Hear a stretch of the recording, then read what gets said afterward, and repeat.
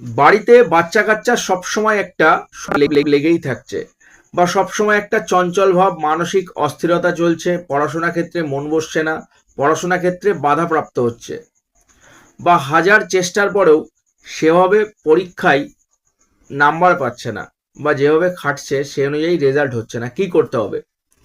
বৃহস্পতিবার দিন করতে হবে, বাড়িতে যে তুলসী গাছ আছে সেই তুলসী তলার মাটি কিছুটা নিয়ে একটা পেতলের পাত্রে রাখুন। অবশ্যই সকালবেলা স্নান সেরে শুদ্ধ বস্ত্র পরে মা তুলসীকে নমস্কার করে সেখান থেকে কিছুটা মাটি একটা পেতলের পাত্রে রাখুন এবং তার মধ্যে কিছুটা গঙ্গা জল দিন। এবার সেই গঙ্গা জল দিয়ে মাটিটা একটু গুলে নিন। প্রতিদিন বাচ্চাদের কপালে তিলক লাগান, অবশ্যই স্নান করার পরে লাগাবেন। বাচ্চাদের কপালে তিলক লাগান, পড়াশোনা ক্ষেত্রে মন বসবে, রোগ ভোগ থেকে মুক্তি মিলবে এবং মানসিক চঞ্চলতা, মানসিক অস্থিরতা নিশ্চিত রূপে কমবে। করে দেখুন, খুব ভালো উপকার পাবেন। সামান্য উপায়, ছোট্ট উপায় করলে কিন্তু সফলতা মিলবে।